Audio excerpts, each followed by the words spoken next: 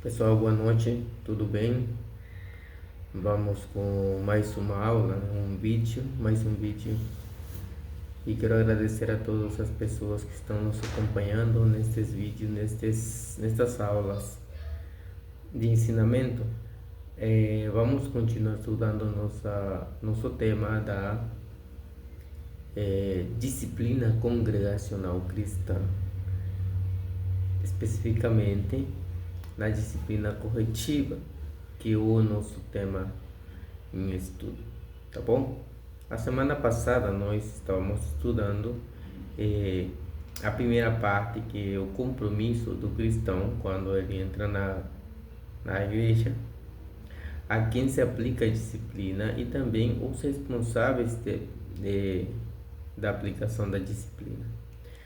Para continuar com o nosso estudo hoje, nós vamos ver os parâmetros pelos quais a disciplina é aplicada, né? Então, vamos começar com o nosso estudo e vamos ler na primeira carta aos Coríntios, capítulo 5, versículo 4. A palavra do Senhor diz o seguinte: em nome de nosso Senhor Jesus Cristo, juntos vós e o meu Espírito, pelo poder de nosso Senhor Jesus Cristo. Então, um dos parâmetros para a aplicação da disciplina corretiva dentro da igreja é em nome do Senhor Jesus e com o poder do Senhor Jesus. Também, no livro de João, se nós vamos e lemos um pouco aqui no livro de João, capítulo 5,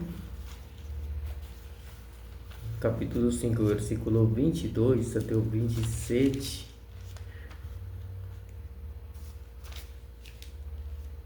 diz assim: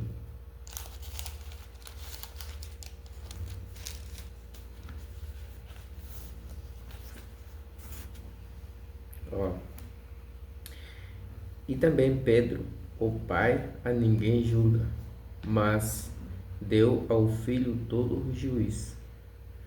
Por quê? Porque estamos falando que em nome do Senhor Jesus é o primeiro parâmetro para a aplicação da disciplina. Então aqui, nessa leitura, nós estamos vendo como Jesus está falando que todo juízo o Pai deu para ele, para que todos honrem o Filho como honram o Pai.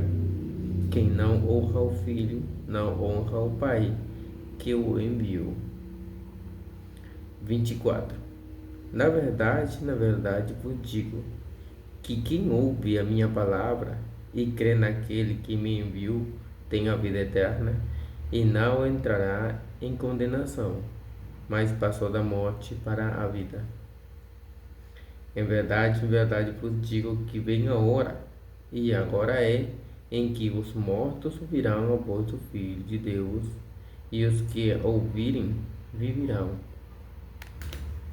Porque como o Pai tem a vida em si mesmo, assim deu também ao Filho a ter a vida em si mesmo. E deu-lhe o poder de exercer o juízo, porque é o Filho do homem. Então, vamos ler de novo o versículo 27. E deu-lhe o poder de exercer o juízo, porque é o Filho do homem. Então, quando nós falamos que o primeiro parâmetro para aplicar a disciplina tem que ser em nome do Senhor Jesus, é porque ele recebeu a autoridade do Pai. Então, toda a autoridade está delegada em Cristo. Então, Deus delegou a sua autoridade em Jesus. Agora, Jesus, ele também delegou a sua palavra e autoridade nos apóstolos, na palavra dos apóstolos. Por quê? Porque ele deu as palavras que recebeu do Pai, ele deu para os apóstolos. ele mandou aos apóstolos ensinar as coisas que ele mandou. Agora, aqui no livro de João, capítulo 12, vamos ver no versículo 48.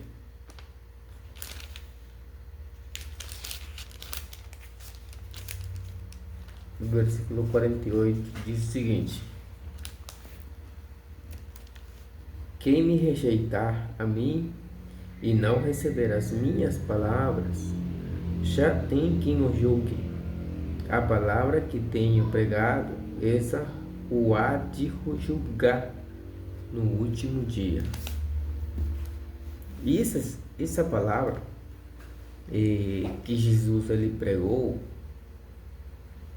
foi pregada também pelos apóstolos, né?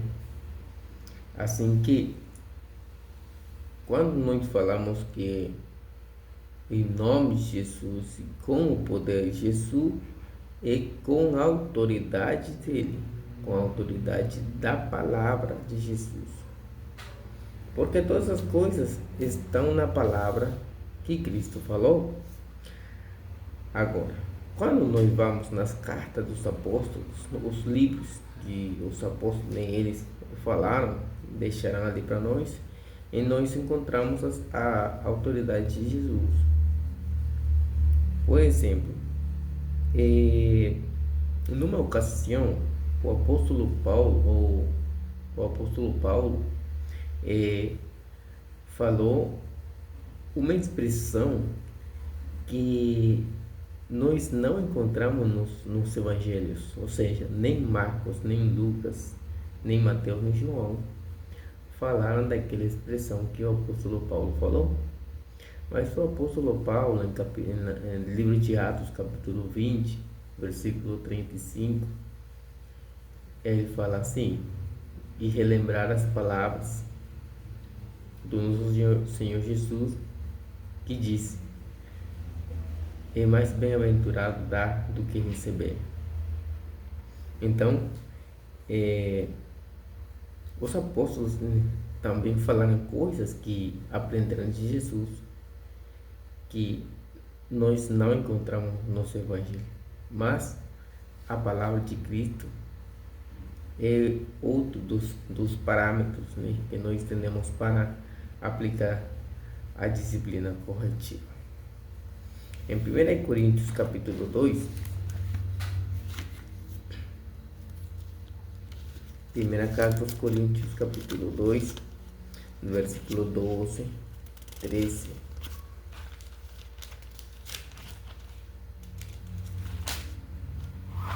Diz assim: mas nós não recebemos o Espírito do mundo, mas o Espírito que provém de Deus, para que pudéssemos conhecer o que nos é dado gratuitamente por Deus, as quais também falamos, não com palavras de sabedoria humana, mas com as que o Espírito Santo ensina, comparando as coisas espirituais com as espirituais. Ou seja, os apóstolos, eles, aqui no caso o apóstolo Paulo, ele está falando que eles não falam alguma palavra ou um mandamento, né, inventado por eles, das suas próprias ideias. Não, mas é mandado pelo Espírito de Deus, que lhes foi dado com poder para eles poder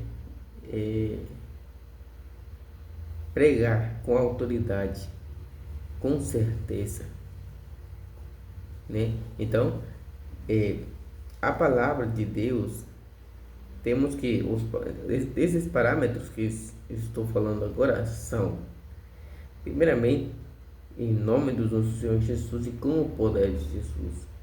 Segundo, e com a autoridade da palavra. Se a palavra não autoriza, é porque nem Jesus, nem os apóstolos, nem Deus autoriza. Mas se a palavra é conforme aquele ato que nós estamos fazendo, então tá certo. Mas se a palavra não apoia aquilo, então pode ter certeza que está errado, tá bom? E tem mais outros passagens ali, por exemplo, em 1 Coríntios capítulo 14, deixa eu por aqui no versículo 37.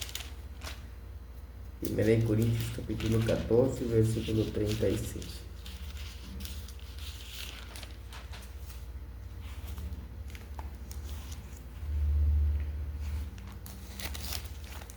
Vamos ver. Se alguém cuida ser profeta ou espiritual, reconheça que as coisas que vos escrevo são mandamentos do Senhor. Nesta ocasião, o apóstolo Paulo, ele estava falando sobre ordem das pessoas no momento de profetizar e falar em línguas na igreja em Corinto. Agora, quando ele dá essa ordem ali para ser obedecida, ele fala assim, se alguém cuida ser profeta, tem que reconhecer. Como o profeta que ele pode reconhecer, ele pode saber que as palavras que o apóstolo Paulo está falando não são da sua própria ideia, senão que são mandamentos do Senhor. Tá bom? Então, na palavra escrita estão as coisas. Apocalipse capítulo 20, versículo 12.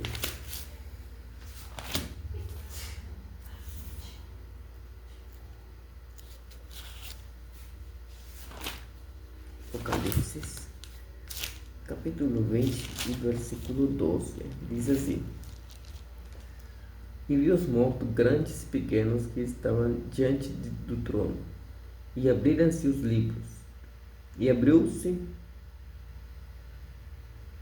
outro livro, que é o da vida, e os mortos foram julgados pelas coisas que estavam escritas nos livros, segundo as suas obras. A palavra escrita é a palavra que vai julgar as pessoas que são regidas por Novo Testamento, né? No caso dos cristãos é o Novo Testamento. Para as pessoas aqui, eu vou falar também outra coisa que também é importante, que no momento nós vamos considerar.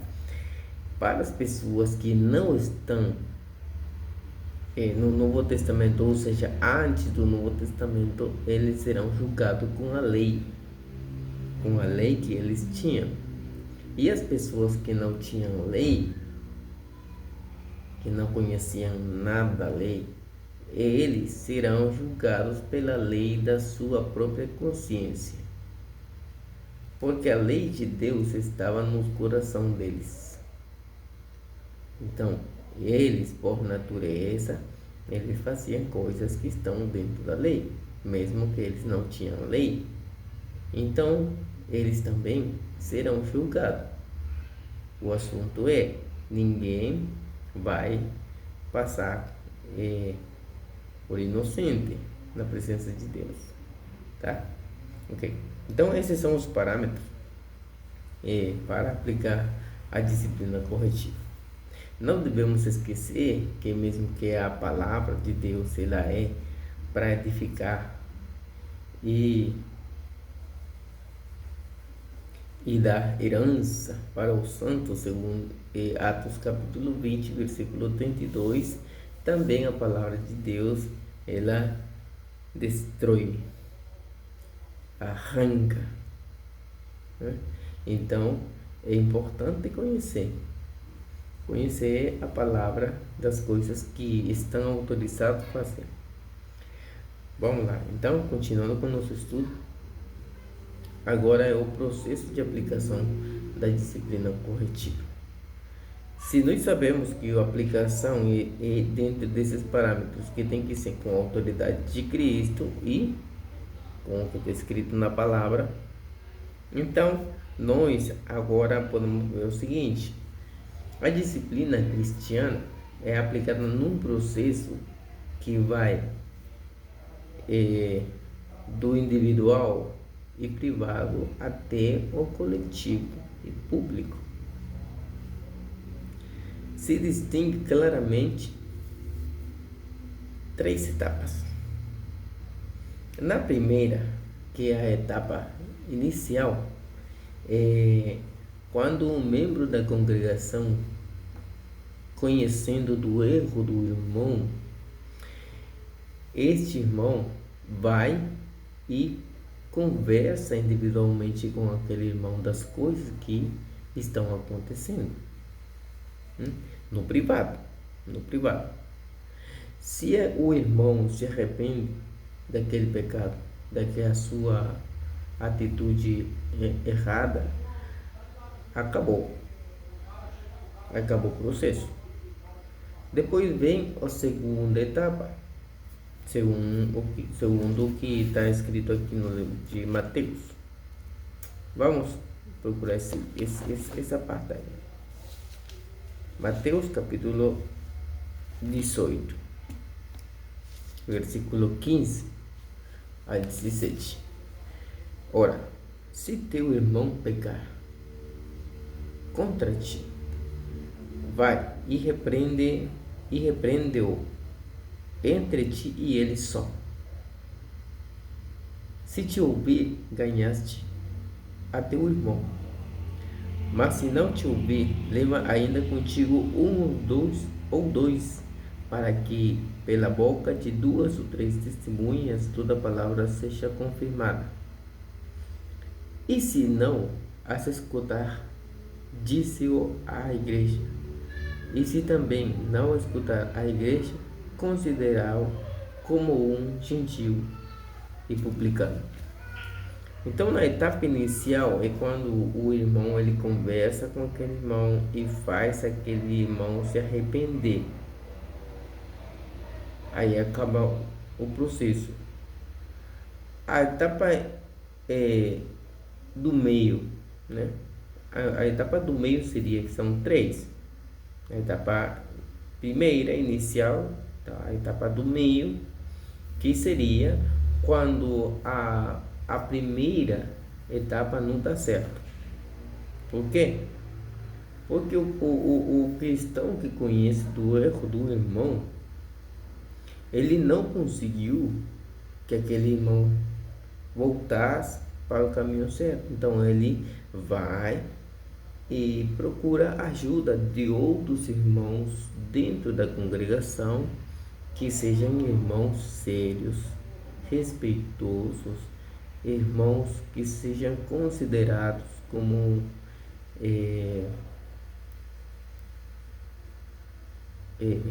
que sejam considerados dignos de sujeição. Então ele vai procurar aqueles irmãos, né, que ele sabe que vão ficar dentro do assunto sem ter vazamento de informação. Aí ele vai e conversa com o irmão, que é o que fala aqui no versículo 16. Mas se não te ouvir, leva ainda contigo um ou dois. Então ele procura esse irmão e vai e conversa novamente com o irmão que está no erro. Agora tem a etapa final. A etapa final é quando a etapa do meio também não teve resultado. E agora tem que levar o processo até a igreja. Versículo 17. E se não as escutar, disse-o à igreja. Ali. Então nessa parte aí, quando o processo tem a ver já com a igreja, né? O pecador, o irmão que está no erro, ele vai ter que enfrentar a congregação inteira, a toda a igreja, né? Ele vai receber uma repreensão de toda a congregação. E Somente quando o pecador não quer corrigir o caminho dele, será necessário chegar, né, até a última etapa, a terceira, né, que parece que é o momento mais duro para a pessoa, mais difícil, né, para a pessoa que está naquele problema. Mas aqui nós estamos vendo de que Deus tem uma ordem para isso, a aplicação da disciplina. Agora, se não ouvir a igreja, diz, tem considerar ele como um gentil e publicano. Isso significa que a pessoa vai ser expulsa da igreja. Um gentil e o publicano na época de Jesus eram considerados traidores e ladrão. Eram pessoas que o povo não tolerava. Então, é assim que será considerado uma pessoa que não quer se arrepender, que conhece, que está dentro da igreja e mesmo assim a pessoa está no erro e não quer se arrepender. Agora, como é a forma de aplicar a disciplina? Como é que esse processo tem que ser? Como que se tem que fazer aquilo? O irmão, ele fala com aquele irmão, mas como ele faz? Nessa última parte que nós vamos desenvolver para nosso estudo, é como se aplica a disciplina. A Bíblia fala da aplicação da disciplina de 3 formas diferentes. Primeiramente, vamos ver o que diz na carta dos Gálatas. Na carta dos Gálatas aqui,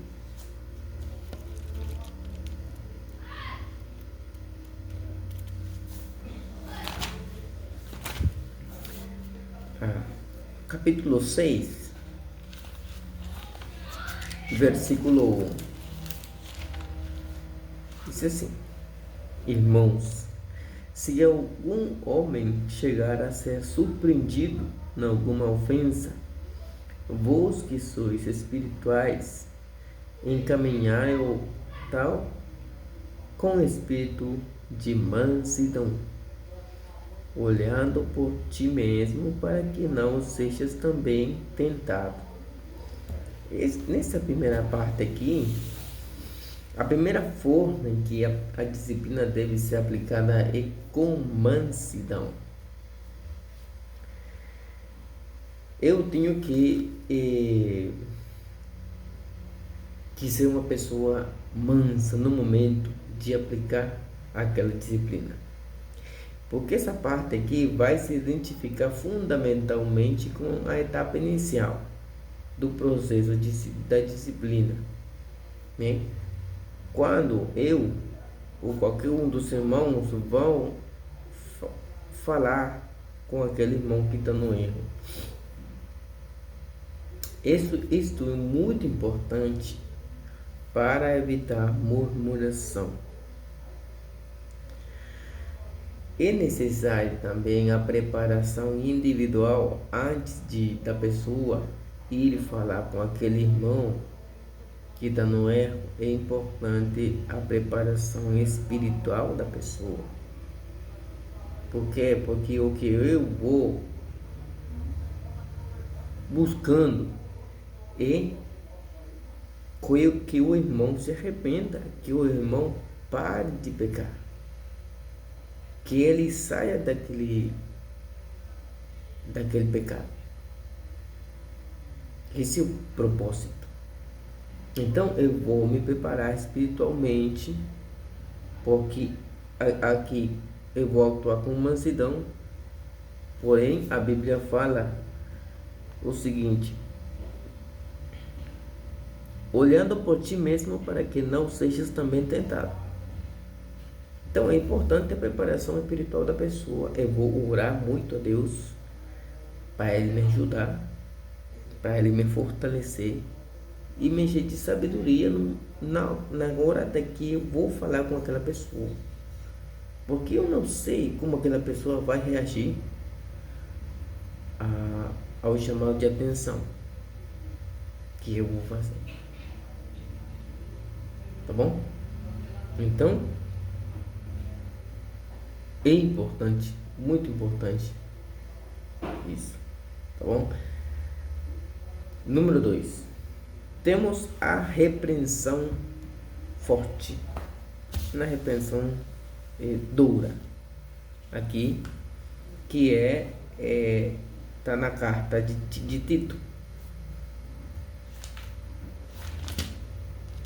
Capítulo 1, versículo 13. Diz o seguinte: Este testemunho é verdadeiro, portanto, repreende-o severamente, para que sejam sãos na fé. E a repreensão severa, né? Uma repreensão severa. Isso aqui é quando o ofensor complica as coisas. É uma pessoa teimosa, né? Mesmo que as pessoas que nós com mansidão falamos para ele não quer sair daquela situação. Então, essa pessoa é expulso da igreja, que não tem jeito. E por que tem que ser expulso? Muitas pessoas podem pensar também que as pessoas não podem ser expulsas, outros vão estar em conta também, mas a palavra de Deus, ele está ensinando que a pessoa que não obedece deve ser considerado um gentil publicano. Na aula passada, nós estudamos e vimos como o apóstolo Paulo ele entregou a Satanás aqueles homens que tinham blasfemado contra a palavra de Deus. E o membro da igreja que está pecando e contaminando a igreja está blasfemando também contra os mandamentos do Senhor. Então, deve ser considerado o gentil publicano, né, nesse sentido, né? A Bíblia fala claramente como se deve atuar com o pecador que resiste à palavra de Deus, que não quer abandonar o pecado. Vamos considerar o seguinte: considerar uma pessoa gentil publicana é igual àquela época de Cristo. Se o gentil e publicano, por exemplo, o gentil, como era um gentil? Como era considerado um gentil? Segundo o que fala Efésios, vamos ver aqui na carta dos Efésios, capítulo 2,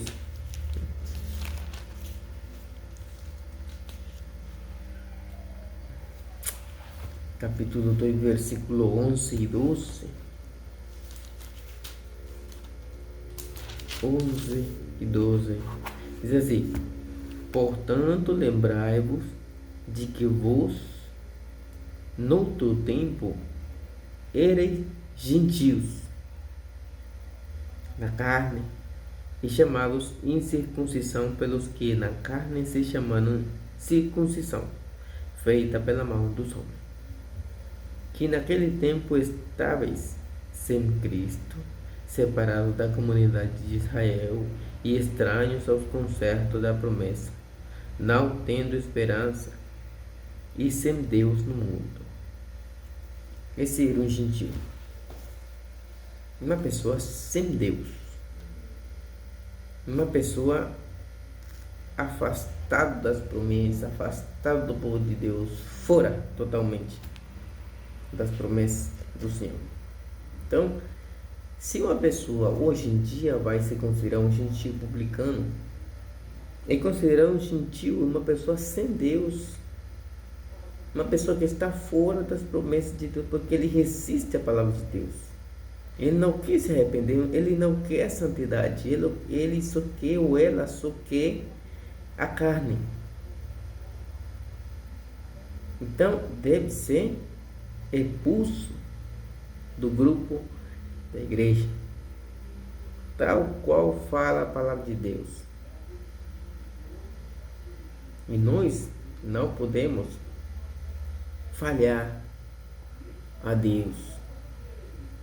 Se nós estamos na frente da congregação, temos que aplicar a disciplina dentro do corpo de Cristo, para que o corpo não se contamine e não fique aquela igreja rugosa, né? Cheia de rugas. Não. O Senhor Jesus, ele vai voltar e ele vai procurar uma igreja santa e sem mancha, sem mácula, sem rugas. Tá? Ok. Agora, o publicano, nós sabemos que o publicano era considerado ladrão e traidor para o povo de Israel. Por quê? Porque os publicanos eram do povo de Israel, porém eles trabalhavam para o Império Romano, cobrando impostos para a população, né, para o povo.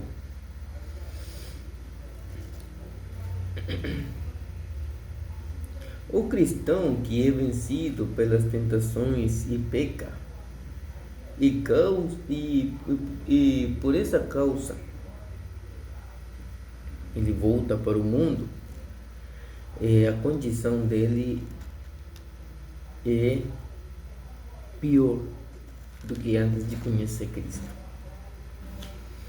Por exemplo, vamos ver que essa pessoa é comparada com um cão e com um porco, animais imundos, desprezíveis para o povo dos judeus naquela época. Se nós, por exemplo, vamos ler segunda carta de Pedro, capítulo 2,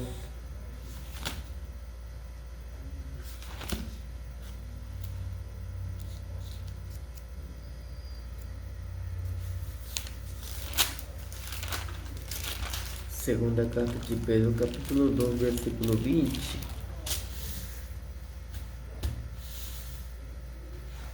até o 22, diz assim: porquanto, se depois de terem escapado das corrupções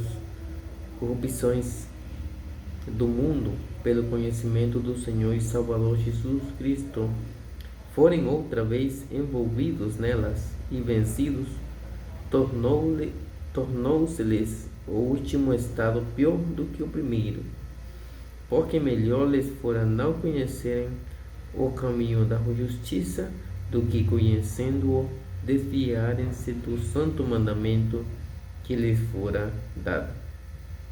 Deste modo sobreveio-lhes o que por um verdadeiro provérbio se diz: o cão voltou ao seu próprio vômito, a porca lavada ao espuxadouro de lama. Então, o pecador que resiste à palavra de Deus e que continua no pecado, estaria nessa condição do que fala o provérbio, né? Que o cão volta para o vômito e a porca lavada ao... Como que fala aí? No 22, ao espujadouro da lama, tá? Volta para lá, porque o porco ele gosta muito da lama. Então é importante nós considerar todas essas coisas.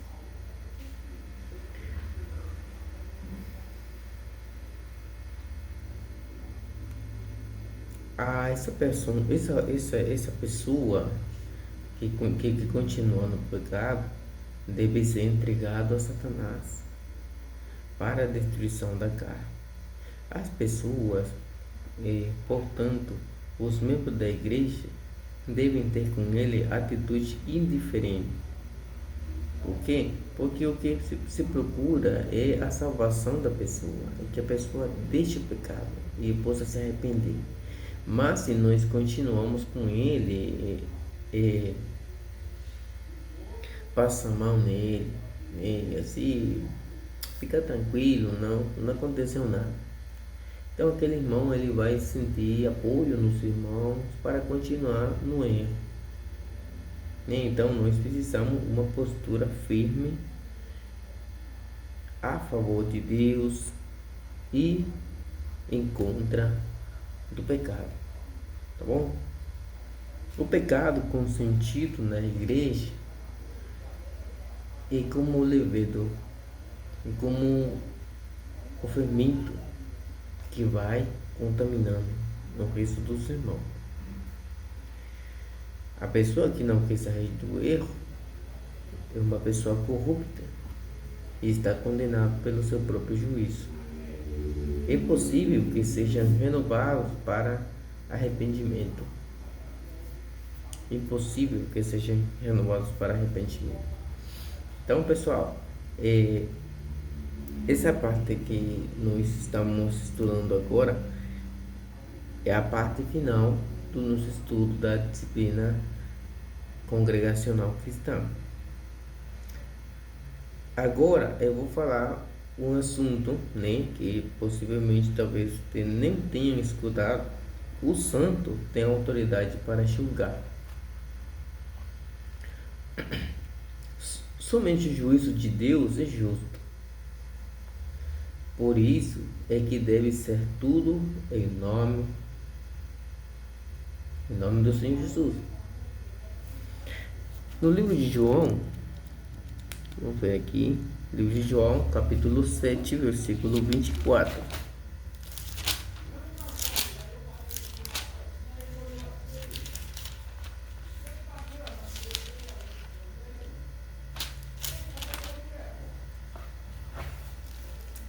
Diz assim: não julguei segundo as aparências, mas julgai segundo a reta justiça. Muitas pessoas falam assim: e quem és tu para me julgar? Ninguém pode julgar, só Deus.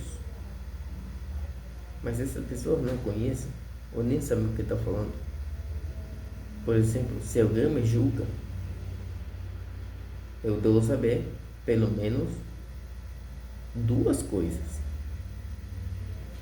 que a pessoa que está me julgando é um cristão e que o juízo, o julgamento que ele está fazendo para mim é justo. Então, se for assim, eu não tenho absolutamente nada para falar em contra. A minha parte seria reconhecer a minha culpa e me arrepender. Tá bom? Então, aqui o juízo, o julgamento das pessoas para outras pessoas tem que ser na área da justiça, com justiça. Primeira carta aos Coríntios, capítulo 5, versículo 4, o apóstolo Paulo ele está falando que aquele homem que tinha mulher do seu pai devia ser entregue a Satanás. Então, estavam todas as evidências para fazer aquele julgamento para aquele homem. Os santos. Quem são os santos? Os santos são os cristãos fiéis, que são considerados santos por Deus e por aqueles que temos conhecido a palavra de Deus. Temos autoridade delegada por Deus para julgar. Aqui na primeira carta aos Coríntios, vamos ver uma passagem aqui, falando na primeira carta aos Coríntios, capítulo 6, versículo 1 ao 5. Diz assim: ouça algum de vós, tendo algum negócio contra outro, ir a juízo perante os injustos e não perante os santos. Não sabeis vos que os santos hão de julgar o mundo? Ora, se o mundo deve ser julgado por vós, sois porventura indignos de julgar as coisas mínimas? Então, aqui nós vemos que quando se fala da igreja, os santos são os membros da igreja, mas aqueles que estão fiéis, eles são enviados para julgar as coisas. Então, por isso que quando uma pessoa vai e leva esse processo da disciplina, tem que ser uma pessoa preparada. Tem que se preparar para não cair naquela tentação daquele irmão que está no erro. Tem que orar muito para Deus. Se não dá certo na primeira e vai procurar outros irmãos, vai involucrar aqueles irmãos, eles vão ficar por dentro das coisas, e esses irmãos têm que ser também preparados. Pessoas que são considerados fiéis dentro da igreja, dignos de confiança, né? Então, diz que nós, os santos, vamos julgar o mundo. E também aos anjos, né? Fala que aos anjos também. Para que o julgamento seja verdadeiro, justo, deve ser feito com fé. Hebreus capítulo 11, versículo 7 diz que, vamos ler essa passagem.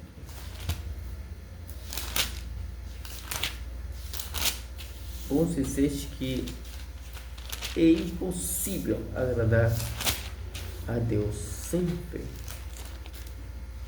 Mas vamos procurar aqui essa passagem para dar a leitura.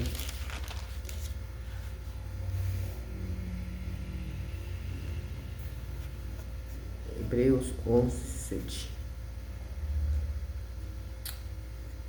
Pela fé Noé, divinamente avisado das coisas que ainda não se viam, temeu e para a salvação da sua família preparou a arca pela qual condenou o mundo e foi feito herdeiro da justiça que é segundo a fé.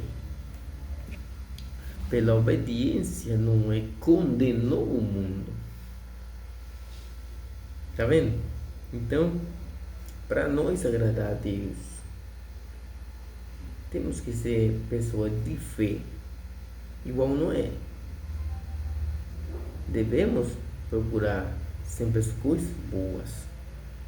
Então, para encerrar o nosso estudo de hoje, vamos falar o seguinte: a aplicação da disciplina do Senhor é um assunto muito sério.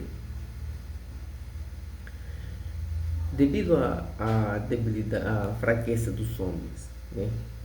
É necessário que, quando a pessoa obedece ao Evangelho de Cristo, imediatamente seja instruído com a disciplina corretiva, a disciplina intuitiva. As pessoas devem conhecer todas as coisas, né? Para que sejam fortalecidas e dificilmente elas sejam vencidas pelo mal. A parte da disciplina corretiva, que é a final, que nós acabamos de falar agora, é somente a parte mais assim, você pode falar que é uma parte muito grossa, né? Essa parte aí é necessária somente quando a pessoa realmente não quer nada com Deus, né? Mas quando a pessoa tem um pouco mais de consciência e sensibilidade, a pessoa na primeiro chamado de atenção, a pessoa ela vai refletir naquilo e vai voltar, né? Mas agora conhece que existe uma disciplina dentro da igreja que deve ser aplicada, e se não é aplicada dessa forma, então temos uma dificuldade. Devemos procurar, na verdade. Que Deus nos ajude, né, para continuar trabalhando, para continuar espalhando a palavra do Senhor no coração das pessoas, para que as pessoas possam acreditar no que é certo. Eu agradeço a vocês compartilhar esse vídeo para as pessoas que precisam aprender, tá bom? Então, até a próximo estudo. Vamos iniciar outro estudo e espero vocês também assistirem os próximos estudos, tá bom? Obrigado, pessoal. Forte abraço para todos vocês. Tchau.